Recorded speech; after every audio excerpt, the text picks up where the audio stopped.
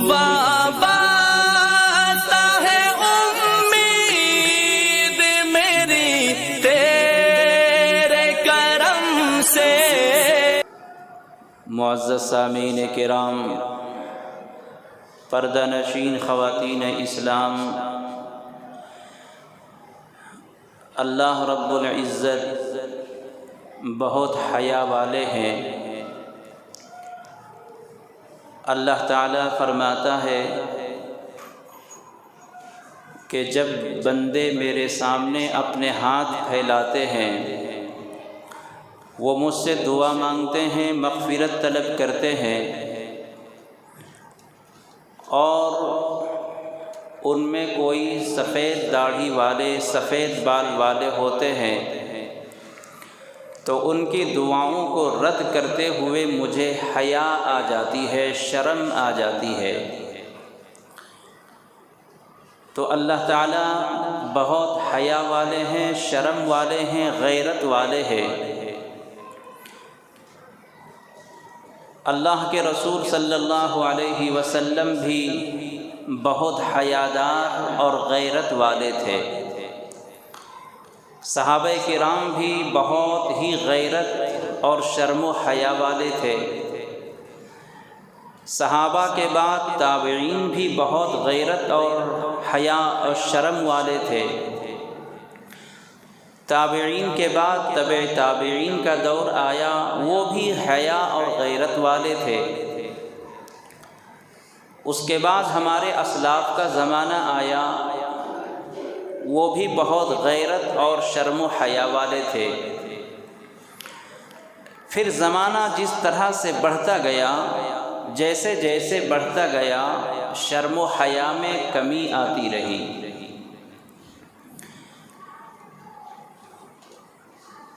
شرم و حیا اتنی کم ہو گئی اور آئندہ ایسی ہو جائے گی کہ ہم جس کا تصور بھی نہیں کر سکتے۔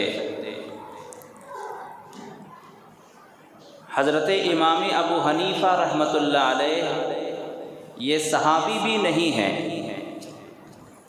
تابعی ہیں یا تبع تابعین ہیں، صحابی نہیں ہیں، صحابی کے نیچے ہیں، لیکن ان کے دور میں بھی کیسی شرم و حیا تھی۔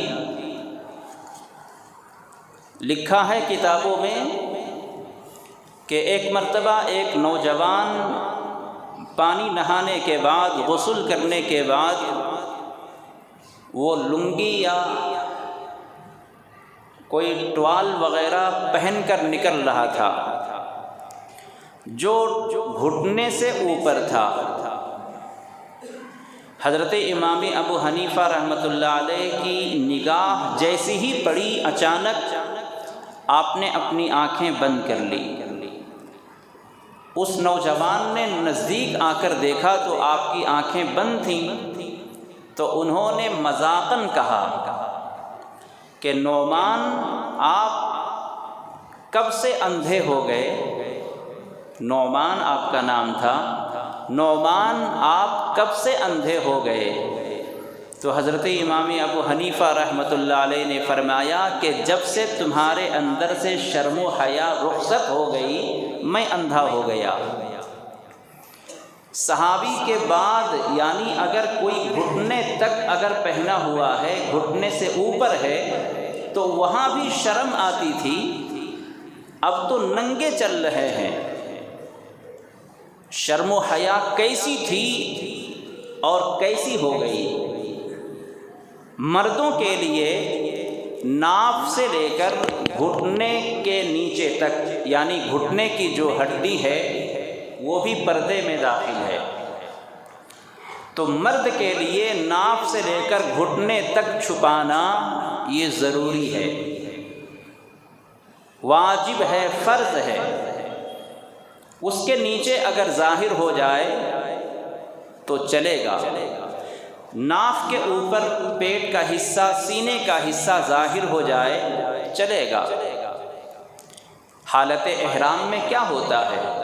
ناف سے اوپر کا حصہ ظاہر ہو جاتا ہے، کوئی تکلیف اور کوئی شرعی حرج نہیں ہے۔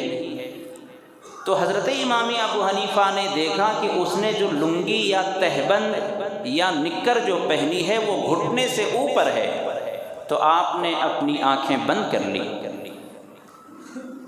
تو یہ صحابی کے بعد کے دور میں ایسی شرم و حیا تھی کہ لوگوں کو احساس ہو جاتا تھا کہ یہ بے پردگی ہے، یہ شرم و حیا کے خلاف ہے، یہ غیرت کے خلاف ہے۔ لیکن اب تو احساس بھی ختم ہو گیا، ٹوکنے کا بھی ماحول نہیں رہا، جو چاہے کرے، جس انداز سے لوگ زندگی گزارے، کوئی روکنے ٹوکنے والا نہیں ہے۔ ہم ایسے ماحول میں جی رہے ہیں۔ میں نے پچھلے جمعہ عرض کیا تھا کہ اللہ تبارک و تعالی فرماتا ہے کہ اللہ کو شرم اور حیا نہیں ہے اس بارے میں کہ کسی بات کو سمجھانے کے لیے مچھر کی بھی مثال دے، یا مچھر سے اور کمتر کوئی مخلوق ہو تو اس کی مثال دے کر سمجھائے۔ کسی بات کو سمجھانے کے لیے مثال دی جاتی ہے، ایگزامپل دیا جاتا ہے، تو اللہ تعالیٰ اس میں حیا نہیں کرتا کہ کسی بات کو سمجھانے کے لیے مچھر کی مثال دیں، یا مچھر سے اور بھی چھوٹی کوئی مخلوق ہو تو اس کی مثال دیں۔ اللہ کے رسول صلی اللہ علیہ وسلم میں کیسی شرم و حیا تھی، میں نے پچھلے جمعہ عرض کیا تھا کہ حضور صلی اللہ علیہ وسلم کی سب سے چہیتی بیوی حضرت عائشہ صدیقہ رضی اللہ عنہا فرماتی تھیں کہ جب میں حضور صلی اللہ علیہ وسلم کی چشم مبارک کو دیکھتی، آنکھوں میں آنکھیں ڈال کر دیکھتی، تو آپ کی چشم مبارک میں وہ حیا اور وہ شرم نظر آتی جو کسی مدینے کی دلہن کے اندر بھی شرم نہیں ہوتی۔ آنکھوں میں آنکھیں ڈالنا اور میاں بیوی جائز ہے، لیکن حضور صلی اللہ علیہ وسلم اپنی ازواج مطہرات سے بھی اتنی حیا فرماتے تھے۔ صحابہ کرام میں کیسی حیا تھی۔ حضرت سعد بن ابی وقاص رضی اللہ عنہ ایک بڑے جلیل القدر صحابی ہیں۔ ایک جنگ میں حضور صلی اللہ علیہ وسلم نے ان کو سپہ سالار بنایا تھا، اور آپ جنگ کے میدان میں جا رہے تھے، تو دشمنوں نے سوچا کہ ان درویشوں کو اور ان سخت جان انسانوں کو، صحابہ کو شکست دینا اور ان کو ہرانا یہ ناممکن ہے۔ داؤ پیچ کے ذریعے سے ان کو ہرایا جا سکتا ہے، شکست دیا جا سکتا ہے، ورنہ مقابلے میں تو ہم ان سے نہیں جیت سکتے۔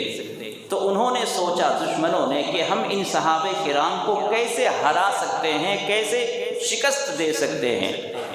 تو دشمنوں کے کمانڈر نے یہ تدبیر سوچی کہ ان کے سامنے ہم اپنی بہن بیٹیوں کو، اپنی لڑکیوں کو ننگی بھیج دیں گے، تاکہ اس میں دیکھ کر یہ مست ہو جائیں اور ہم داؤ پیچ کے ذریعے ان پر ہم فتح حاصل کر لیں۔ چنانچہ دشمنوں نے اپنی لڑکیوں کو برہنہ بھیج دیا تاکہ صحابہ کرام کی نگاہیں ان پر پڑیں اور وہ اس میں محو ہو جائیں، کھو جائیں۔ لیکن واہ صحابہ کرام کا ایمان، ان کے اندر شرم و حیا۔ حضرت سعد بن ابی وقاص رضی اللہ عنہ نے جیسی ہی دشمن کی اس چال کو دیکھا تو فوراً اس آیت کریمہ کی تلاوت شروع کی اور زور زور سے پڑھنا شروع کیا، قل للمؤمنین یغضوا من ابصارہم، اے ایمان والو، اللہ کا فرمان ہے کہ اپنی نگاہیں نیچی کر لو، اپنی نگاہیں جھکا دو، غیر محرم لڑکیوں کو، غیر محرم عورتوں کو دیکھنے سے اپنی نگاہوں کو بچا لو۔ چنانچہ تمام صحابہ کرام اپنی اپنی نگاہیں نیچی کر لیں۔ جب جنگ ہو گئی اور جب وہ لوٹ کر آئے تو دوسروں نے پوچھا کہ آپ جس جگہ جنگ پر گئے تھے وہ تو بڑا عالیشان علاقہ ہے، وہاں بڑے بڑے مکانات ہیں، بہت بڑے بڑے باغات ہیں تو اونچے مکانات آپ کو نظر آئے ہوں گے، کیسے تھے مکانات؟ تو صحابہ کرام نے فرمایا کہ میرے دوستو، جب میرے سپہ سالار نے اور میرے امیر قافلہ نے جب یہ کہہ دیا کہ المؤمنون یغضوا من ابصارہم، اے ایمان والو اپنی نگاہوں کو بچاؤ، اپنی نگاہوں کو جھکا دو، تو مجھے پتہ ہی نہ چلا کہ ہم کس گلی سے گزر رہے تھے، اس کے مکانات کتنے اونچے تھے اور کیسے کیسے وہاں لوگ تھے، ہمیں کچھ پتہ ہی نہیں چلا۔ یہ قرآن اس وقت بھی تھا، آج بھی ہے۔ اس وقت بھی صحابہ کرام اسی قرآن پر عمل کرتے تھے، اسی اللہ کو مانتے تھے، اور آج ہم مسلمان ہیں، اسی قرآن کے ماننے والے ہیں اور اسی رب کی ماننے والے ہیں، لیکن ہماری زندگی میں کتنا فرق ہے، کتنا فرق ہے۔ قرآن کریم کی آیتیں سن سن کر ہم بوڑھے ہو جاتے ہیں، قبر کے اندر چلے جاتے ہیں، لیکن اللہ کے احکام پر عمل نہیں ہو پاتا۔ یہ قرآن زندگی بدلنے کے لیے آیا ہے، یہ قرآن انسانی ترقی کے لیے آیا ہے، انسانوں کو دنیا اور آخرت میں سرخرو اور کامیاب کرنے کے لیے آیا ہے۔ افسوس ہے کہ ہم نے قرآن پر عمل ہی نہ کیا۔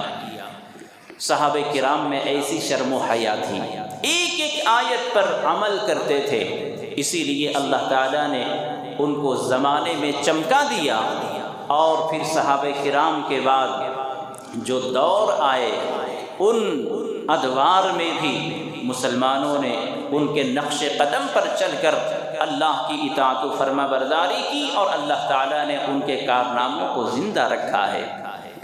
صحابہ کرام کے اس دنیا سے رخصت ہوئے کتنا زمانہ ہو گیا، لیکن ہم صحابہ کے نام لیتے ہیں، ان کے کارناموں کو گنتے ہیں، صحابہ کے کرام کے ایک ایک عمل کو یاد کرتے ہیں، ان کی مثالیں ہم دیتے ہیں، اور معاف کریں، ہم مریں گے تو ہماری مثال کیا دی جائے گی؟ ہر آدمی اپنے بعد والے زمانے کے بارے میں سوچے کہ ہم مریں گے تو ہماری اولاد اور ہمارے رشتہ دار، ہمارے محلے والے ہمیں کس نام سے جانیں گے؟ ہم نے زندگی میں کون سا ایسا کام کیا ہے کہ ہمیں یاد کیا جائے گا؟ پس مرگ زندہ ایک کتاب کا نام ہے۔ پس مرگ زندہ کا مطلب ہے کہ زندہ رہنا موت کے بعد ہے، موت کے بعد زندہ رہنا۔ ایسا عمل کرو کہ مرنے کے بعد بھی آپ کو یاد کیا جائے، مرنے کے بعد بھی آپ زندہ رہیں۔ وہ زندگی کیا ہے کہ جب زندہ تھے تو لوگ یاد کرتے تھے، موت کے بعد بھول گئے۔ ایمان والے جو ہوتے ہیں وہ مرتے نہیں، ایک دنیا سے دوسری دنیا کی طرف چلے جاتے ہیں۔ عالم انسان میں تھے، عالم برزخ میں جائیں گے، عالم برزخ کے بعد عالم آخرت میں چلے جائیں گے، اور ہمارے کارنامے ہمیشہ زندہ رہیں گے۔ تو ایمان والے اللہ تبارک و تعالیٰ کے انعام سے، اللہ تعالیٰ کے کرم سے، اپنے نیک ناموں کے ذریعے سے وہ زندگی یہاں بھی نیک نامی کی گزارتے ہیں، اور مرنے کے بعد بھی ان کا نام ہمیشہ زندہ و تابندہ رہتا ہے۔ میرے دوستو، شرم و حیا کی بات چل رہی ہے۔ شرم و حیا دھیرے دھیرے ایسی رخصت ہو رہی ہے، ایسی رخصت ہو رہی ہے۔ پہلے چھوٹے بڑے کی تمیز ہوا کرتی تھی، چھوٹے بڑوں کا ادب کیا کرتے تھے، عزت و احترام ان کے دل میں تھا۔ آپ نے حضرت امام حسن حسین کا نام اپنے بچوں کا نام رکھتے ہیں، آپ اپنے رشتہ داروں میں ہزاروں نام ایسے سنے ہوں گے جن کا نام حسن ہے، حسین ہے، لیکن کیا آپ نے اپنے بچوں کا نام حسن حسین رکھنے کے ساتھ ایسی تربیت کی ہے؟ حضرت امام حسن حسین کی تربیت کیسی تھی؟ شرم و حیا اور غیرت اور ادب کس درجے کا تھا؟ وہ واقعہ آپ کو معلوم ہوگا کہ حضرت امام حسن و حسین نے ایک بزرگ آدمی کو دیکھا کہ وہ وضو سنت کے خلاف کر رہے تھے، ادب کے خلاف کر رہے تھے، تو حضرت امام حسن حسین نے ان کو ٹوکا نہیں کہ ماما آپ وضو غلط کر رہے ہیں، حضرت آپ کا طریقہ درست نہیں ہے، اس طرح سے نہیں ٹوکا۔ دل شکنی ہوتی، دل میں تکلیف ہو جاتی۔ ادب کے دائرے میں رہ کر دونوں بھائیوں نے یہ فیصلہ کیا کہ ہم دونوں ایک دوسرے کے ساتھ وضو کریں گے، تم بھی کرو ہم بھی کریں گے، اور بزرگ کو حکم بنایا، جج بنایا، اور کہا کہ حضرت ہم دونوں بھائی وضو کرتے ہیں، آپ دیکھیں کہ ہم دونوں کا وضو کیسا ہے، کچھ غلط تو نہیں ہے۔ چنانچہ ان دونوں نے، حضرت امام حسن و حسین نے وضو فرمایا اور وہ بزرگ دیکھتے رہے۔ جب وضو ہو گیا تو انہوں نے سمجھ لیا کہ یقیناً یہ ہمارے اندر کمزوری تھی، ہمارے اندر غلطی تھی، وہ ہمیں ان دونوں بچوں نے سکھا دیا، بتلا دیا۔ بہت خوش ہوئے، اپنے سینے سے لگایا۔ تو حضرت امام حسن حسین کا نام رکھ لینا کافی نہیں ہے، اپنی اولاد کی بھی تربیت ایسی ہونی چاہیے، ادب سکھانا چاہیے۔ ایک باپ اپنی اولاد کو سب سے قیمتی تحفہ اگر کچھ دے سکتا ہے وہ ادب ہے، وہ تعلیم ہے، وہ علم ہے۔ اس سے بہترین اور قیمتی دولت کچھ نہیں ہو سکتی۔ تعلیم سے زیادہ قیمتی دولت کچھ نہیں ہے۔ ادب سکھلا دینا یہ اللہ تبارک و تعالیٰ کو بہت پسند ہے۔ ادب ہی سے انسان ہے، جو ادب نہ سیکھے وہ حیوان ہے۔ تو ادب ہی سے ہم انسان اور حیوان میں تمیز ہوتی ہے۔ تو اپنے بچوں کو ادب سکھلائیں۔ ادب کا ماحول ختم ہو رہا ہے، شرم و حیا رخصت ہونے کے بعد ادب بھی چلا جاتا ہے۔ میرے دوستو، ادب بہت ضروری ہے۔ بے ادبی سے علم نہیں آتا، بے ادبی سے دل میں نور نہیں آتا، بے ادبی بہت بڑی گستاخی ہوتی ہے اور کبھی کبھی اس پر مواخذہ بھی ہو جاتا ہے۔ آج کے ادب کا حال کیا ہے؟ باپ بیٹے کا، بیٹے باپ کا کوئی ادب نہیں ہے۔ ہمیں باپ ہو کر بھی بیٹے کا ادب کرنا چاہیے۔ ہمارے لیے سیرت نمونہ ہے۔ اللہ کے رسول صلی اللہ علیہ وسلم کی دودھ شریک بہن شیمہ آپ کی دودھ شریک بہن، حضرت حلیمہ سعدیہ آپ کی رضائی ماں، دودھ پلانے والی ماں۔ تو حضرت حلیمہ سعدیہ کی گود میں ایک بچی تھی، شیمہ جس کا نام تھا۔ تو شیمہ نے بھی اپنی ماں کا دودھ پیا اور حضور نے بھی حلیمہ کا دودھ پیا۔ تو شیمہ اور حضور دونوں دودھ شریک بہن ہو گئی، بھائی بہن ہو گئے۔ ایک جنگ کے موقع پر، قبیلے بنو سعد کی جو جنگ ہوئی، اس میں شیمہ بھی گرفتار ہو گئی۔ صحابہ کرام کے انڈر میں وہ آ گئی۔ تو اس شیمہ نے، اس لڑکی نے صحابہ کرام سے کہا کہ او تم مجھے گرفتار کر کے لائے ہو، تم مجھے پکڑ کر لائے ہو، تمہیں معلوم ہونا چاہیے کہ میں تمہارے محمد کی بہن ہوں، میں تمہارے محمد کو گود میں کھلائی ہوں، میں تمہارے محمد کو کھلایا کرتی تھی، گود میں اٹھایا کرتی تھی، اور جو ضرورت ہوتی تھی بچپن میں پورا کیا کرتی تھی۔ صحابہ کرام سن کر حیران ہوئے اور جا کر اللہ کے رسول صلی اللہ علیہ وسلم سے عرض کیا کہ اے اللہ کے رسول، ایک خاتون اس طرح کہہ رہی ہے۔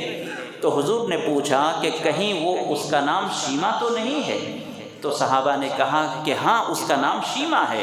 چنانچہ اللہ کے رسول صلی اللہ علیہ وسلم نے اس شیمہ کو، خاتون کو بلایا اور آپ نے اپنی چادر مبارک اس پر رکھ دی راستے پر، اور کہا کہ اس پر چل کر آؤ اور بیٹھو۔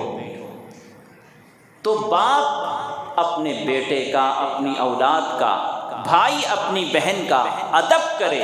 ادب یہ اسلام کا حصہ ہے، اسلام کی تعلیم ہے۔ بڑا چھوٹے کا ادب کرے، صرف ایسا نہیں کہ چھوٹا بڑے کا ادب کرے، دونوں طرف سے ہے۔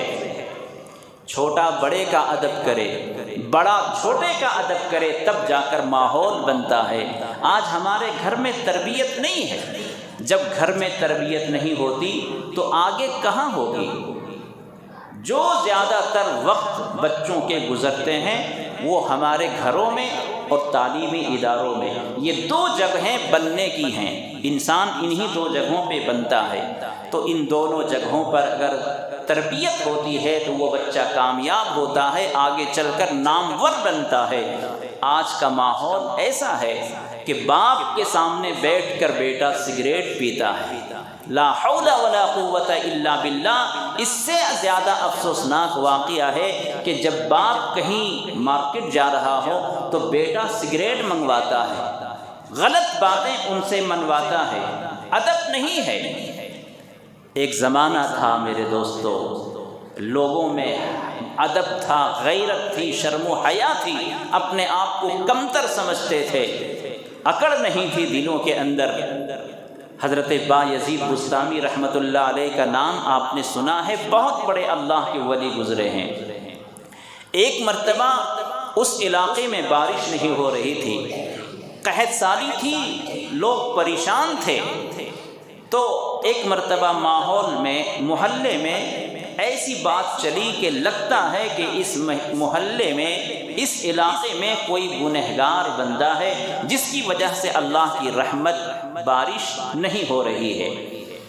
یہ ماحول اور یہ بات چلی، لوگوں کے ہر ایک کے منہ پر یہ بات آ گئی کہ لگتا ہے کہ کوئی گنہگار آدمی ہمارے درمیان بس رہا ہے، ہمارے محلے میں کوئی گنہگار اور بدکردار آدمی کوئی یہاں ہے جس کی وجہ سے رحمت الہی نہیں برس رہی ہے۔ جب حضرت بایزید بسطامی رحمۃ اللہ علیہ کے کان میں یہ آواز پہنچی تو آپ نے آبادی چھوڑ دی اور دھیرے دھیرے جانے لگے، اور اللہ سے یہ دعا اور دل میں ایک خیال اور التجا اللہ کی طرف کرنے لگے اور فریاد کرنے لگے کہ اے اللہ، اس علاقے پر اگر مجھ گنہگار کی وجہ سے اگر تو نے بارش روک دی ہے تو اے اللہ میں اس علاقے کو چھوڑ کر جنگل جا رہا ہوں، اے اللہ میری نحوست کی وجہ سے، میرے گناہ کی وجہ سے آپ بارش کو نہ روکیں، اب میں چلا جا رہا ہوں، آپ بارش برسوا دیں، آپ بارش برسا دیں۔ اللہ تعالیٰ کو ان کی یہ عاجزی اتنی پسند آئی کہ حضرت بایزید بسطامی کو قطب اور ابدال کا درجہ دے دیا۔ اتنے بڑے قطب اور ابدال۔ ایک واقعہ اور لکھا ہے کہ حضرت بایزید بسطامی رحمۃ اللہ علیہ کا جب ان کے دور میں ایک شخص کا انتقال ہو گیا تو ان سے پوچھا کہ اللہ کے پاس تمہاری کیا بنی، اللہ کے پاس تمہاری کیا حالت رہی، جب اللہ نے سوال جواب کیا ہوگا تو تمہاری کیسی حالت تھی؟ تو اس شخص نے کہا کہ ہاں اللہ تعالیٰ نے مجھے بخش دیا۔ تو اس نے پوچھا ہاں تمہاری نیکیوں کی وجہ سے اللہ نے بخش دیا ہوگا؟ تو کہا کہ نہیں، نیکیوں کی وجہ سے نہیں، بس ایک اللہ کے ولی بایزید بسطامی راستے سے گزر رہے تھے تو میں نے اپنے دل میں ان کو اللہ کا ولی سمجھا، عقیدت محبت کی نگاہ سے ان کو دیکھا، اللہ تعالیٰ نے اس اللہ کے ولی کے طفیل سے میری بخشش فرما دی۔ تو بایزید بسطامی اتنے بڑے اللہ والے، یہ مقام اور مرتبہ ان کو کیسے ملا؟ اپنے کو کمتر سمجھنے کی وجہ سے، تکبر اور گھمنڈ کی وجہ سے نہیں۔ تو اسی طریقے سے ہمارے اندر اگر شرم و حیا ہو تو جس کے اندر شرم و حیا ہوگی وہ آٹومیٹک اپنے آپ کو کمتر سمجھے گا، کسی کے سامنے اپنے آپ کو یہ نہیں بتائے گا کہ میں فلاں کا آدمی ہوں، میں فلاں آدمی ہوں، میں یہ کر سکتا ہوں، میں وہ کر سکتا ہوں۔ جس کے اندر میں آ گئی اللہ تعالیٰ کو وہ ہرگز پسند نہیں ہے، اللہ کی طرف سے اسے پکڑ آتی ہے۔ تو میرے دوستو، صحابہ کرام میں شرم و حیا تھی، نیکیوں کا ماحول تھا۔ آج ہمارے ماحول میں شرم و حیا ختم ہو چکی ہے، عورتوں کے اندر شرم و حیا نہیں، مردوں کے اندر شرم و حیا نہیں۔ اسی کی وجہ سے ساری بربادیاں ہیں، شرم و حیا کی وجہ سے اللہ کی رحمتیں اترتی ہیں، اور جب شرم و حیا ختم ہو جائے بے برکتی پیدا ہوتی ہے، بدکاری پیدا ہوتی ہے اور بربادی پیدا ہوتی ہے۔ شرم و حیا ایک ایسا وصف ہے جو اللہ کے اندر ہے، نبی کے اندر ہے، صحابہ کے اندر ہے، اور جب یہ وصف ختم ہوگا تو اللہ کی طرف سے رحمت نہیں، اللہ کی طرف سے قہر نازل ہوگا۔ آج دنیا میں دیکھ لیں، یہ شرم و حیا ختم ہوتے ہوتے ایک زمانہ ایسا آئے گا کہ سرے راہ بدکاری ہوگی، سرے راہ بدکاری ہوگی، اور ایک آدمی گزرنے والا کہے گا کہ بھائی راستے میں کیوں ایسا کر رہے ہو، ذرا کسی سے پردہ کر لو، راستے سے ہٹ کر کسی آڑ میں یہ کر لو، وہ اس زمانے کا ولی ہوگا۔ اتنی بدکاری پھیلے گی شرم و حیا نہ ہونے کی وجہ سے، اور شرم و حیا نہ ہونا یہ قیامت کو دعوت دے گا، قیامت کے آنے کی علامت ہوگی کہ لوگوں میں شرم و حیا ختم ہوگی۔ جب کسی کے اندر شرم و حیا ہوتی ہے تو اپنے استاذ کے سامنے کس طرح سے بات کرے، زبان لڑکھڑاتی ہے۔ حضرت مولانا خیر جالندری رحمۃ اللہ علیہ ایک بہت بڑے علم والے گزرے ہیں، لیکن دیکھیے علم جس کے اندر جتنا ہوتا ہے وہ اندر سے اتنا اپنے آپ کو کمتر سمجھتا ہے۔ ایک مرتبہ کلاس میں بہت سارے شاگرد بیٹھے ہوئے ہیں، پڑھا رہے ہیں، پڑھاتے پڑھاتے ایک جگہ پر اٹک گئے۔ ہم اور آپ کہیں اٹکتے ہیں تو یوں ہی پار کر دیتے ہیں، کسی کو پتہ بھی نہیں چلنے دیتے، جھوٹ بول کر گزر جاتے ہیں، لیکن وہ اللہ والے تھے، علم والے تھے، وہ پڑھاتے پڑھاتے کلاس میں دوران کلاس اٹک گئے تو رک گئے، اور شاگردوں سے کہا کہ بیٹے مجھے یہ مسئلہ سمجھ میں نہیں آ رہا ہے، تم لوگوں کو سمجھ میں آ رہا ہے؟ مجھے تو سمجھ میں نہیں آ رہا ہے۔ تو جب استاذ نے کہہ دی تو اس شاگرد کون کہے گا کہ مجھے سمجھ میں آ رہا ہے؟ وہ تو پڑھنے والے ہیں، بار بار پیج پلٹ رہے ہیں اور بار بار اسی کو پڑھ رہے ہیں، سمجھ میں نہیں آ رہا ہے۔ تو انہوں نے آخر میں یہ فیصلہ کیا، اپنے ایک شاگرد کا نام لیا جو انہی سے پڑھا ہوا تھا، اور کہا کہ ایسا کریں گے، آج کا یہ سبق یہیں اسٹاپ کرتے ہیں، یہ مسئلہ جا کر میں ان سے معلوم کروں گا اور پھر کل پڑھاؤں گا۔ اپنے شاگرد کا نام لیا اور کہا کہ میں یہ مسئلہ ان سے جا کر پوچھوں گا اور کل آ کر یہ مسئلہ آپ لوگوں کو بتاؤں گا۔ تو جب اپنے شاگرد کا نام لیا تو دوسرے شاگرد نے ایک نے جا کر بھاگ کر ان کو بتایا کہ کل حضرت تمہارے پاس آنے والے ہیں یہ مسئلہ پوچھنے کے لیے۔ تو ان کو شرم آئی، غیرت آئی، اور کہا کہ حضرت چل کر میرے پاس آئیں گے مسئلہ پوچھنے، یہ میری کیسی محبت اور کیسا میرا دل ہوگا، ہرگز گوارا نہ کیا، اور وہ خود آ گئے سفر کر کے اپنے حضرت کے پاس، اور کہا کہ حضرت مجھے معلوم ہوا کہ کل آپ تشریف لانے والے تھے، آپ کو زحمت ہوتی اس لیے میں خود حاضر خدمت ہوں۔ تو حضرت نے پھر وہ کتاب نکالی اور پڑھنے لگے، اور کہا کہ یہ مسئلہ مجھے سمجھ میں نہیں آ رہا ہے، اس لیے میں آپ کے پاس آنے والا تھا۔ اب دیکھیے، اب جو بتانا چاہتا ہوں کہ اس شاگرد نے کیا جواب دیا، کہا کہ حضرت یہ بات اس طرح سے ہے، اور یاد کریں جب میں آپ کے پاس پڑھ رہا تھا تو آپ نے یہی بات کہی تھی۔ اللہ اکبر! استاذ کیا سمجھ رہے تھے کہ میری گاڑی اٹک گئی ہے، اب میں جا کر ان سے پوچھوں گا اور میں ان کو پڑھاؤں گا۔ اس شاگرد نے ادب کا لحاظ کرتے ہوئے استاد اور شاگردی کے رشتے کا حوالہ دیتے ہوئے اور کہا کہ حضرت آپ یاد کریں جب میں نے آپ سے پڑھا تھا تو آپ نے اسی طرح سے اس مسئلے کو حل کیا تھا، گویا میری قابلیت نہیں ہے، جو کچھ بھی میں نے پڑھا ہے وہ آپ سے پڑھا ہے اور آپ کی پڑھائے ہوئے کی روشنی میں بول رہا ہوں۔ بتائیے اگر کسی کا ایسا دل ہوگا تو اللہ تعالیٰ اس سینے کو علم کا خزانہ کیوں نہیں بنائے گا، علم کا صندوق کیوں نہیں بنائے گا؟ یہ تھے ہمارے اسلاف اور یہ تھے ہمارے اکابر۔ آج میرے دوستو علم کا دھیرے دھیرے سلسلہ ختم ہو رہا ہے، پڑھنے کا ذوق نہیں، ادب احترام تو بالکل نہیں ہے۔ تو کم سے کم ہم اپنے بچوں کو ادب سکھائیں، شرم و حیا سکھائیں، شرم و حیا خود بھی کریں۔ اللہ کے رسول صلی اللہ علیہ وسلم کے گھر میں جب حضرت فاطمہ الزہرا رضی اللہ عنہا آتی تھیں تو آپ سلام کرتے اور دروازے تک خود تشریف لاتے دروازہ کھولنے کے لیے۔ کبھی آپ چادر بچھا دیتے کہ بیٹی بیٹھو۔ تو ادب کرنا صرف چھوٹے کی طرف سے نہیں ہے، بڑا بھی اپنے چھوٹے کا ادب کرے جب اس طرح سے ماحول بنتا ہے۔ اب اپنی نسلوں کی حفاظت آپ کو خود کرنی پڑے گی، اپنی اولاد کی حفاظت خود کریں، کسی سرکار پر آپ بھروسہ نہ کریں۔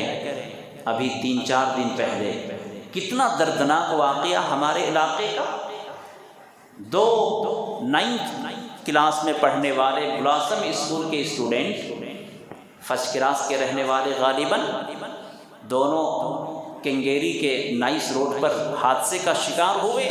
اپنی اولاد سے محبت کریں، لاڈ پیار کریں، کوئی منع نہیں کرتا، لیکن آپ ایسی آزادی نہ دیں کہ آپ اپنے بچوں ہی سے جدا ہو جائیں، بچہ آپ سے جدا ہو جائے۔ اپنی اولاد کی تربیت اپنے کنٹرول میں رکھیں، ایسی آزادی نہ دیں کہ خود آپ کے لیے باعث تکلیف بنے، باعث فرقت بنے۔ اس واقعے سے ہمیں سبق حاصل کرنا چاہیے اور اپنے بچوں کی تعلیم و تربیت اس انداز سے ہو کہ آپ کے مرنے کے بعد کم سے کم وہ اولاد آپ کے لیے صدقہ جاریہ بنے۔ حدیث پاک میں اللہ کے نبی علیہ السلام کا فرمان ہے کہ انسان کے مرنے کے بعد نیکیوں کا سلسلہ ختم ہو جاتا ہے۔ ظاہر سی بات ہے، نماز ہم پڑھتے تھے، موت آئے گی نماز بند تو ثواب بھی بند، تو تمام نیکیوں کا سلسلہ بند ہو جاتا ہے۔ لیکن 3 کام ایسے ہیں کہ مرنے کے بعد اس کا ثواب جاری رہتا ہے، اس میں ایک نیک صالح اولاد ہے۔ آپ اگر باپ ہیں تو اپنی اولاد کی صحیح تربیت کریں، انشاءاللہ ان کے ثواب اور ان کی طرف سے نیکیاں آپ کو قیامت تک ملتی رہیں گی۔ تو اپنی اولاد کی صحیح تربیت کریں، اپنے اولاد میں شرم و حیا کا عنصر پیدا کریں، اپنی اولاد کی صحیح تربیت کر کے اسلامی ماحول میں ڈھالنے کی کوشش کریں۔ گھر میں بچے بنتے ہیں، اسی لیے کہا گیا کہ ماں کی گود بچے کی پہلی درسگاہ ہے، پہلی کلاس ہے۔ تو بچی یا بچہ ماں کی گود سے ہی آگے بڑھتے ہیں۔ اگر ہماری مائیں بہنیں شرم و حیا والی ہوں گی تو انشاءاللہ بچے ٹیپو سلطان شہید بن کر پیدا ہوں گے، قاسم نانوتوی پیدا ہوں گے، محمد بن قاسم بن کر پیدا ہوں گے، بابا فرید گنج شکر رحمۃ اللہ علیہ بن کر پیدا ہوں گے۔ ورنہ بہت مشکل ہے آنے والے زمانے میں ہماری نسلوں کے ایمان کا کیا ہوگا، ہمیں ابھی سے تیاری کرنی ہے۔